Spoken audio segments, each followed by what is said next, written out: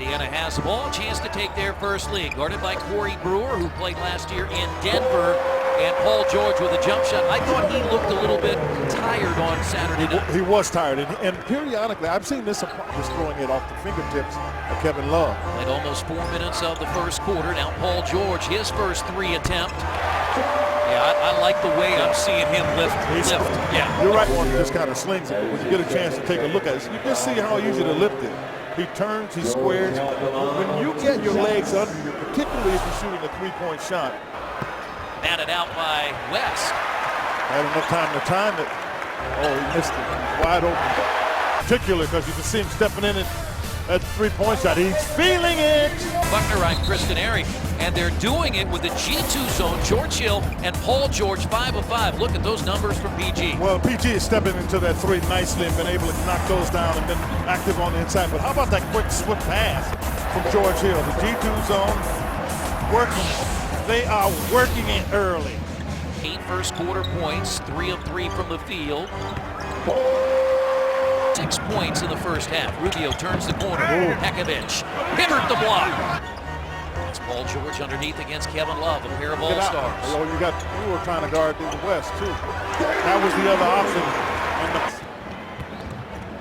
Nearly taken. It is taken by Paul George. All he's got to do is throw the ball.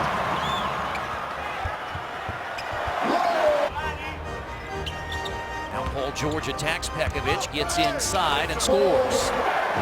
Stolen by Paul George. He's off and running. And hammers it. Oh, he slams it. Gets this crowd into it. This crowd saw Indiana score early and often to lead by 12. And they are rabid about their Pacers team and trying to urge them on to their 8th straight win here to start the season. Rick Adelman and the Timberwolves take the timeout, the steal, and the dunk by Paul George. And the Pacers back in front by 3. It's 69-66, blue and gold. Timberwolves turned it over. The Pacers made the steal here. Paul George knocks it away on the pass intended for Love, and then he threw it down to give the Pacers a 3-point lead, 69-66. Paul George got it. Here's a 3-on-1. And West got it on it. But what I thought Frank did was, I mean, he's coaching the team. He also kept David West out with that other group. And here's Paul George in a 9-point lead. Shots and they get to the free throw line. They've made 14 more and attempted 11 more. Here's Paul George, a 3. Lead, and Paul has now had 20 or more points in 12 of his first 14 games as he splashed that 3, and then to his G2 zone buddy. He's waiting to come in. He gives him a nice 5. Paul George has played a terrific game. Look at it, he's 9 of 11. But Frank Vogel's, get back!